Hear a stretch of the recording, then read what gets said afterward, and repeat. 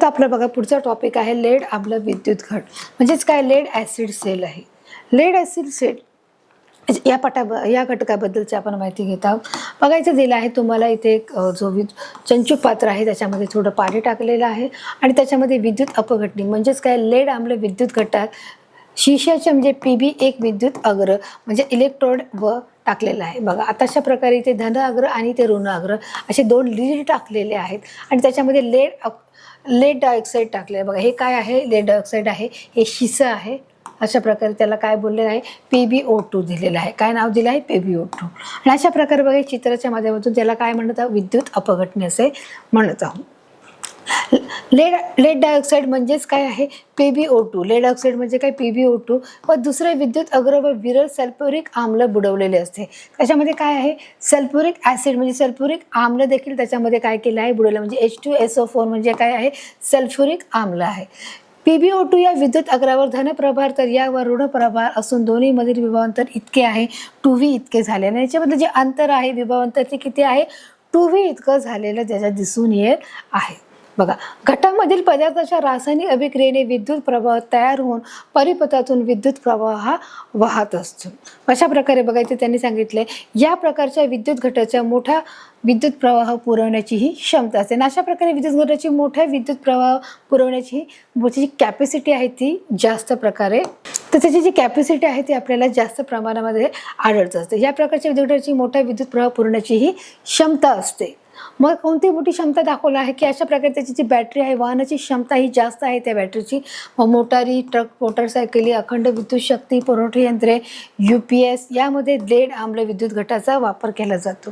मग याच्यामध्ये काय वापरला गेला जातो की लेड आम्ल विद्युत घट, त्याच्यामध्ये आम्लाचा पदार्थाचा वापर केला जातो. मग त्याची उदाहरणं कोणकोणती आहेत, मोटारी आहे, ट्रक आहे, मोटरसायकल आहेत की ज्या आपण वापरतो, जे मोटरसायकल म्हणा, ट्रक म्हणा, मोटार आहे, याचा अखंड विद्युत शक्ती पुरवठा यंत्र की म्हणजे हे जे ट्रक आहे, लॉरी आहेत, हे खूप 5-5 दिवस 10-10 दिवस ते ट्रॅव्हल करत असतात. मग त्याच्यामुळे त्याची कॅपॅसिटी कशी आहे विद्युत घटाची ती जास्त असल्यामुळे त्यांनी त्याच्यामध्ये त्याचा वापर केला जात आहे.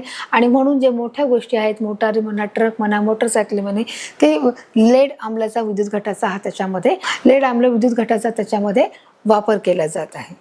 तर बघा आता आपण पुढे पाहणार आहोत निकेल कॅडमियम घट पाहणार आहोत. म्हणजे नेमकं काय आहे बघा, सध्या वेगवेगळी साधने उपकरणे उपलब्ध आहेत की जी इकडे तिकडे न्यावी लागतात.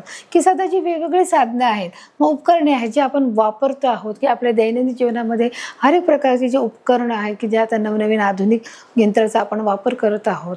जसं आपण म्हणू शकतो की फ्रीज आहे, मशीन आहे, की अशा अनेक वेगवेगळी उपकरणं आहेत, साधने आहेत ते उपलब्ध आहेत जी इकडे तिकडे न्यावी लागतात. मग अशा प्रकारची साधने आहेत ती इकडे तिकडे घेऊन जाण्यासाठी, ती कॅरी करण्यासाठी ती इकडे तिकडे आपल्याला घेऊन जात असतो. अशा साधनांसाठी निकेल कॅडमियम विद्युत घट वापरतात. मग अशा साधन आपल्याला जर घेऊन जायचं असेल तर त्यासाठी निकेल कॅडमियम विद्युत घट वापरले जातात. आता आपण पाहणार आहोत निकेल कॅडमियम घट म्हणजे NiCdSel म्हणजे काय, निकेड सेल काय आहे, निकेड सेल आहे म्हणजे निकेल.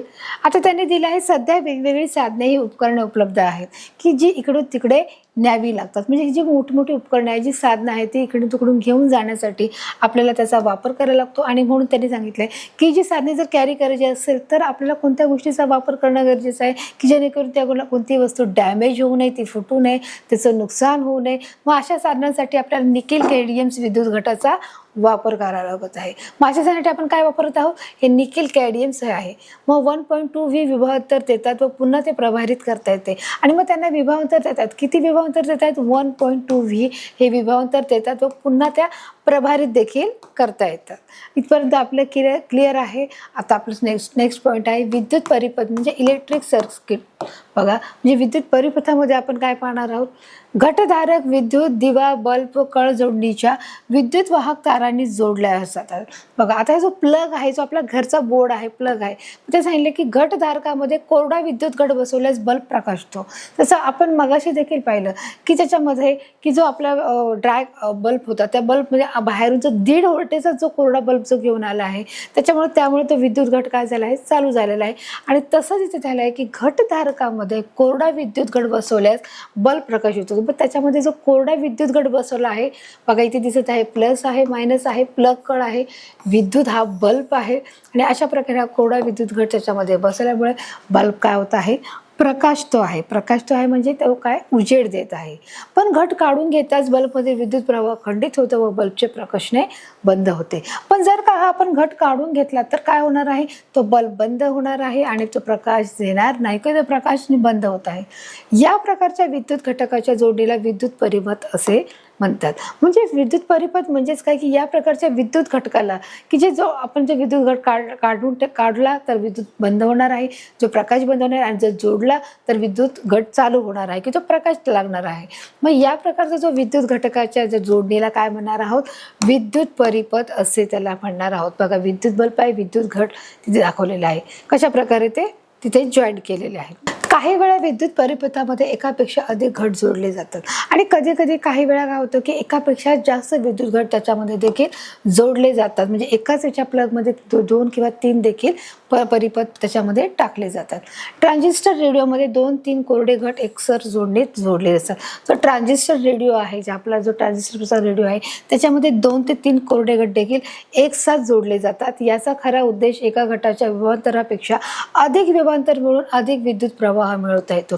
आणि याचा एकच खरा उद्देश आहे की याचा एक म्हणजे उद्देश याच्यासाठी आहे की एका घटाच्या विभवांतरापेक्षा अधिक विभवांतर म्हणजे एक घटाच्या मिळण्यापेक्षा अधिक विभवांतर मिळणं हे गरजेचं आहे की अधिक विभवांतर मिळवून देण्याच्या उद्देशाने हे जास्तीत जास्त घट हे एकत्र केले जातात. 2 किंवा 3 घट मिळले जातात आणि मग अधिक विद्युत प्रवाह आपल्याला त्याच्यापासून मिळवता येतो. म्हणजे अधिक इलेक्ट्रिसिटी म्हणा त्याच्या मिळवता येते. एकसर जोडणीत एक घटाचे धन टोक व दुसऱ्याचे ऋण टोकाला असं म्हणजे या एकसर जोडणीमध्ये एकाचे टोक जे धन आहे तर एकाचे दुसऱ्याचे जे टोक आहे ते कशा प्रकारे ऋण आहे व दुसऱ्याचे ऋण टोक तिसऱ्याचे धन टोकाला जोडले जाते आणि दुसऱ्याचे टोक तिसऱ्याच्या धन टोकाला जोडले जाते. जर प्रत्येक घटाचे विभवांतर A1 असेल तर 3 घटाचे एकूण विभवांतर हे 3 होईल. आता बघा इथे त्यांनी काय सांगितलंय की बॅटरीमध्ये दाखवल्याप्रमाणे जर प्रत्येक घटाचे विभवांतर A1 आहे जर आपण म्हटलं तर 3 घटाचे एकूण 3V होईल. जर एक जर घट आपण जर जोडला तो 1V आहे, कसा आहे 1V आहे. जर आपण 3 जोडले तर साहजिकच विभवांतर किती होणार आहे 3V होणार आहे. बरोबर आहे. हे इथपर्यंत मुलांना क्लिअर झालंय.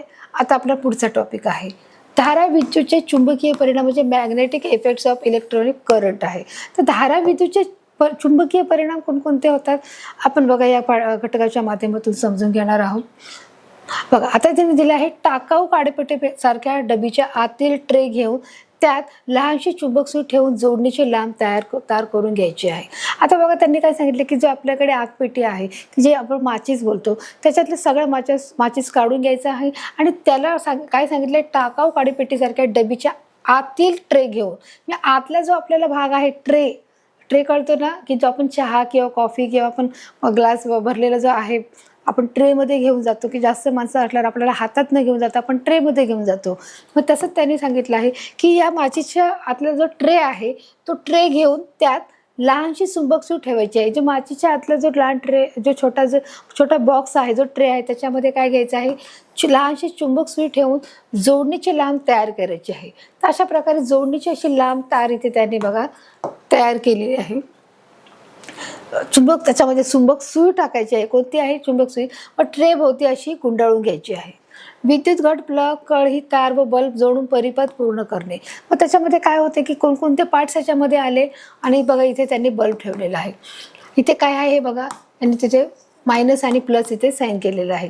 मग विद्युत घट प्लग कळ ही तार व बल्ब जोडून काय करायचं आहे परिपथ पूर्ण करण्याचा इथे काय होत आहे प्रयत्न करतात आणि कशा प्रकारे तो बल्ब जळणार आहे ते देखील आता बघायचं आहे. एक चुंबक पट्टी घेऊन ती चुंबक सूचीजवळ नेऊन परिपथाच्या कळ दाबल्याने बल्ब प्रकाशमान होत आहे. म्हणजे बघा हा एक प्रकारचा काय आहे प्रयोग आहे आणि तो प्रयोग आपण इथे सिद्ध केलेला आहे की एक चुंबक पट्टी घ्यायची आहे. तर ही काय आहे चुंबक पट्टी आहे ती चुंबक सुईच्या जवळ घेऊन जायची आहे. जी चुंबक सुई आहे ती कुठे आहे ती ट्रेच्या आतमध्ये आहे. बघा इथे तुम्हाला दिसत आहे ती कुठे आहे इथे दिसत आहे. ही काय आहे चुंबक सुई.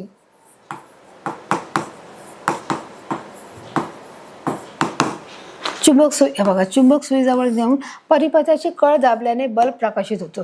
मग आता बघा आपण चित्रात पाहूया की अशा प्रकारे त्याच्या जवळ घेऊन जायची आहे आणि ते जवळून घेऊन गेल्यानंतर इथे बघा अशा प्रकारे हा बल्ब काय झाला आहे प्रकाशमान झालेला आहे.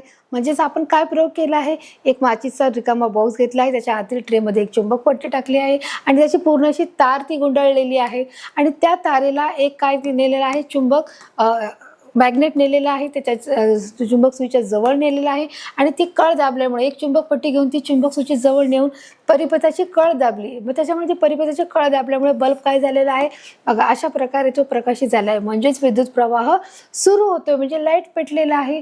त्याचप्रमाणे परिपथात विद्युत प्रवाह चालू केल्यास चुंबक सूची ही दिशा बदलते.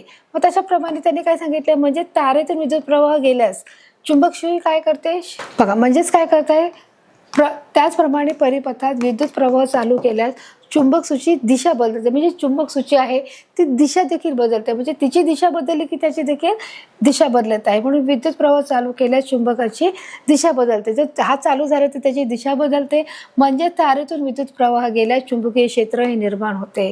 बघा हे क्लिअर झालेलं आहे. त्यांनी काय सांगितले की म्हणजे तारेतून जर विद्युत प्रवाह गेला आहे, हा तारेमधून विद्युत प्रवाह गेल्यामुळे काय झालंय, चुंबकीय क्षेत्र हे निर्माण झालंय. म्हणजे याच्यामध्ये हे आपोआप चुंबकत्व आलेलं आहे. आता कृती नंबर 2. आता बघा इथे त्यांनी सांगितलंय, विद्युतरोधी आवरण असलेली तांब्याची लवचिक तार घेऊन एक लांब स्क्रूवर कसून गुंडाळून. बघा आता त्यांनी दुसरा प्रयोग इथे सांगितलेला आहे. आपला जो पहिला प्रयोग झाला आहे, आता दुसरा सांगितलं आहे विद्युतरोधी आवरण असलेली तांब्याची लवचिक तार. बघा विद्युतरोधी म्हणजे विद्युत म्हणजे ज्याला आपण बोलू शकतो तांब्याची म्हणा, पितळेची म्हणा, लोखंडाची म्हणा, म्हणजे विद्युत बघा इथे दिलं आहे. तर आपल्याला कृती 2 करायची आहे. बघा म्हणजे दुसरा प्रयोग करून पाहायचा आहे. दुसऱ्या प्रयोगातून आपण पाहणार आहोत. इथे त्यांनी दिलेलं आहे, एक विद्युतरोधी आवरण असलेली तांब्याची लवचिक तार घ्यायची आहे व एक लांब स्क्रूवर कसून गुंडाळायची आहे. बघा आता हा जो स्क्रू आहे त्याच्यावर काय केलं आहे, त्याच्यावर ही विद्युतरोधी असलेले जे आवरण आहे ते तांब्याची लवचिक तार आहे ती गुंडाळलेली आहे. अशा प्रकारे इथे बघा तुम्हाला दिसत आहे कशा प्रकारे विद्युतरोधी आवरण आपण केलं आहे आणि त्याला तारेला ते तांब्याने ते त्या स्क्रूला गुंडाळलं आहे. तारेची दोन्ही टोकं परिपथात जोडून विद्युत घट व कळही जोडणे. मग अशा प्रकारे त्यांनी काय केले, तारेची दोन्ही टोक, मग जे तारेचे हे दोन्ही टोक काय केलेले आहेत परिपथात जोडून, म्हणजे याच्यामध्ये त्या बॅटरीमध्ये जोडून विद्युत घट व कळही जोडणे आहे. तर अशा प्रकारे दोन्ही बाजूने त्याला जोडले आहे. स्क्रूच्या जवळ 2-4 लोखंडी टाचण्या ठेवणे आहे आणि मग त्यांनी सांगितले की हा जो स्क्रू आहे या स्क्रूवर 2-4 काय ठेवले आहेत, टाचण्या ठेवल्या आहे. बघा लोखंडी टाचण्या कळतात की जे छोटेसे एक वरती असा बघा मी चित्रात दाखवते तुम्हाला, जे टाचण्या असतात की एक असा भाग असतो आणि एक अशी टाचणी असते बरोबर, की ज्याला ती सुई याला ही जी सुईच्या आकारासारखं असतं असं आणि वरती असं गोल असतं आपल्याला पकडण्यासाठी, मग त्याला काय बोलले जातात, टाचणी बोलले जातात. स्क्रूच्या जवळ 2-4 लोखंडी टाचण्या ठेवायच्या आहेत आणि हा जो स्क्रू आहे तिथे काय ठेवलं आहे, 2-4 टाचण्या देखील तिथे ठेवलेल्या आहे. कळ बंद करून परिपथातून विद्युत प्रवाह सुरू केल्याने स्क्रू भोवतीच्या तारेच्या कुंतलात चुंबकत्व निर्माण होते आणि अशा प्रकारे त्याच्यामध्ये त्यांनी सांगितले जर आपण कळ बंद करून ठेवली तर त्याचा विद्युत प्रवाह सुरू केल्याने स्क्रू भोवतीच्या या तारेच्या ज्या कुंतलात चुंबकत्व निर्माण होते आणि त्या टाचण्या त्याला बघा अशा टोचले जातात व त्यामुळे स्क्रूलाही चुंबकत्व प्राप्त होते आणि त्याच्यामुळे याला देखील चुंबकत्व हे प्राप्त झालेलं आहे. कुंतल व स्क्रू या सहितेच विद्युत चुंबक असे म्हणतात. मग कुंतल व स्क्रू हे या सहितेच म्हणजे या दोघांनाही काय म्हटले जाते, विद्युत चुंबक असे म्हटले जाते. म्हणजे याच्या माध्यमातून ते चिकटले आहे म्हणून त्याला विद्युत चुंबक असे म्हटले आहे. टाचण्या स्क्रूच्या टोकाला चिकटलेल्या दिसतात. मग अशा प्रकारे ज्या टाचण्या आहेत त्या कुठे चिकटल्या आहेत, स्क्रूच्या टोकाला दिसलेल्या आहेत. आता आपण जो पुढचा पाठ पाहणार आहोत बघा, आता इथे दिले आहे विद्युत घंटा. विद्युत घंटाच्या माध्यमातून आपण पाहणार आहोत. एखादी बंद पडलेली विद्युत घंटेचे बाह्य आवरण काढल्याने त्यात विद्युत चुंबकीय असल्याचे दिसून येते. बघा आता त्यांनी काय सांगितले की एखादी बंद पडलेली विद्युत घंटेचे बाह्य आवरण, की एखादी विद्युत जी घंटा आहे त्याचं विद्युत घंटेचं बाह्य आवरण हे काढल्याने काय होत आहे, त्यातील विद्युत चुंबकही असल्याचे दिसून येते. तर प्रत्येक जे आपल्या सेल्स आहे म्हणा किंवा एखादं विद्युत उपकरण आहे त्याच्यामध्ये काय असतं मुलांना, विद्युत चुंबक असतं. हे देखील आपण पाहणार आहोत की जसं त्या चित्रामध्ये बघा दाखवलेलं आहे की कशा प्रकारे विद्युत चुंबक आहे ते तारेला कशा प्रकारचे एका लोखंडी भागाला हे गुंडाळलेलं आहे. म्हणजे हे काय आहे, विद्युत चुंबक आहे, ही घंटा आहे, हा टोला आहे, लोखंडी पट्टी आहे. मग ही सर्व काय आहे, विद्युत घंटाचं चित्र आहे. तर अशा प्रकारे त्यांनी त्या चित्राच्या माध्यमातून सांगितले की कशा प्रकारे विद्युत चुंबक हे आपल्याला आतल्या भागाला दिसत आहे. तांब्याची तार एका लोखंडी तुकड्यावर गुंडाळलेली असून हे कुंतल विद्युत चुंबक म्हणून कार्य करत आहे. अशा प्रकारे बघा तांब्याची तार गुंडाळलेली आहे. एक लोखंडी पट्टी टोलासहित विद्युत चुंबकाजवळ बसवलेल्या असून या पट्टीच्या संपर्कात संपर्क स्क्रू असतो. बघा त्यांनी काय सांगितले, एक लोखंडी पट्टी म्हणजे कोणती, ही लोखंडी जी पट्टी ही जी आहे ती लोखंडी पट्टी आहे, ती टोलासहित विद्युत चुंबकाजवळ बसवलेली असते आणि ती विद्युत चुंबकाजवळ बसवली असून या पट्टीच्या संपर्कात संपर्क स्क्रू आहे. कुठे संपर्क स्क्रू, बघा अशा प्रकारचा हा जो आहे तो संपर्क स्क्रू त्याच्यामध्ये बसवलेला दिसत आहे. हे विद्युत चुंबक आहे आणि हे संपर्क स्क्रू आहे, म्हणजेच विद्युत परिपथ ही जोडलेले आहे आणि याच्यामध्ये काय आहे, विद्युत परिपथ देखील जोडलेले आहे. स्क्रू पट्टीला खेटलेला असून परिपथातून विद्युत प्रवाह वाहतो व त्यामुळे कुंतलाचा विद्युत चुंबक होऊन काय होत आहे, बघा ते सांगितलं की जो स्क्रू आहे तो काय करत आहे, पट्टीला खेटलेला आहे म्हणजे याच्या जवळ लागलेला आहे आणि परिपथातून विद्युत प्रवाह वाहत असतो. मग अशा प्रकारे या परिपथातून विद्युत प्रवाह वाहतो व त्यामुळे कुंतलाचा जो विद्युत चुंबक आहे, म्हणजे हा जो विद्युत चुंबक आहे जो लोखंडाच्या फळीला तो त्यांनी चिटकवलेला आहे, तो कुंतलाचा चुंबक काय करते, तो लोखंडी पट्टीला खेचून घेतो, त्यामुळे घंटेवर टोला आदळून नाद होतो. मग घंटा कशी वाजते हेच असं त्यांनी आतील गोष्टी ज्यांनी घटनेचं वर्णन केलं आहे की ती लोखंडी पट्टी कशाला वाजते, ते खेचून घेते व त्यामुळे घंटेवर टोला पडतो. ही लोखंडी पट्टी काय करते, खेचली जाते आणि त्याच्यामुळे हा जो टोला आहे कशावर पडतो, या घंटेवर पडतो आणि त्यामुळे त्याचा नाद होतो, म्हणजे त्याचा आवाज होण्यास सुरुवात होते. मात्र त्याच वेळेस संपर्क स्क्रूचा लोखंडी पट्टीशी संपर्क तुटतो आणि परिपथेतील विद्युत प्रवाह हा खंडित होतो. पण आता त्याचवेळी जर स्क्रूचा संपर्क तुटला गेला तर त्याच्यावेळेस काय होईल, लोखंडी पट्टीशी संपर्क तुटल्यामुळे परिपथातील विद्युत प्रवाह खंडित होतो आणि त्याच्यामुळे जर त्याचा आवाज, परिपथाची जो स्क्रू आहे, हा संपर्क स्क्रू जर बाजूला झाला तर त्याचा जो टोला आहे त्याच्यावर पडत नाही आणि त्याचप्रमाणे त्याचा जो घंटा आहे त्या घंटेचा आवाज देखील होत नाही. तर अशा प्रकारे परिपथेतील विद्युत प्रवाह खंडित होतो, म्हणजे तो वाजत नाही, त्याचा आवाज येत नाही, तो वाजत नाही. अशा प्रकारे बघा चित्राच्या माध्यमातून सांगितलं की संपर्क स्क्रू ज्याचा आवाज येत नाही, तो विद्युत जो प्रवाह आहे तो खंडित होत असतो.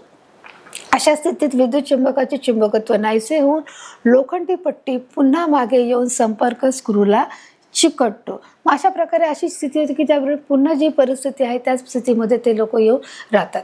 त्यामुळे पुन्हा विद्युत प्रवाह सुरू होऊन पुन्हा वरील क्रियेने टोला घंटेवर आदळतो आणि घंटा खणानते आणि पुन्हा जर आपण ते वाजवायचे ठरलं तर पुन्हा तीच प्रक्रिया सुरू होते आणि त्यामुळे पुन्हा विद्युत प्रवाह सुरू होतो आणि सुरू होऊन पुन्हा वरील क्रियेने टोला घंटेवर आदळतो. जे संपर्क सुरू आहे त्या खेचला जातो, लोखंडी पट्टी खेचली जाते, त्यामुळे टोला तो घंट्यावर पडतो आणि घंट्याचा नाद होतो. तर अशा प्रकारे ही जी क्रिया आहे ती सुरू राहते व त्याप्रमाणे सांगितले विद्युत प्रवाह सुरू होऊन पुन्हा वरील क्रियेने टोला घंट्यावर आदळतो आणि घंटा खणानते म्हणजे त्याचा आवाज होतो.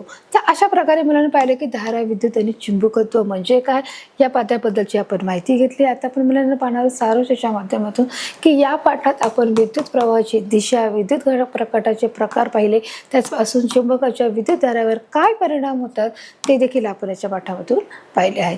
तर अशा प्रकारे हा जो सारांश आहे आपण तो घेतलेला आहे. त्या पाठाच्या माध्यमातून आलेले जे हर एक जे घटक आहेत, जे विद्युत घट म्हणजे काय आहे, विद्युत धारा म्हणजे काय, चुंबक म्हणजे काय, चुंबकत्व कशा प्रकारे निर्माण होते, कोणत्या आपण विद्युत घट वापरत आहोत, विद्युत घटाचे जे प्रकार आहेत ते देखील आपण पाहिलेले आहेत. तर आता मुलांना आपण पाहणार या पाठाच्या माध्यमातून असलेले सराव, खेळ, परीक्षा, प्रश्नोत्तर ती कोणत्या प्रकारचे आहेत ते देखील आता आपण बघण्याचा प्रयत्न करणार आहोत.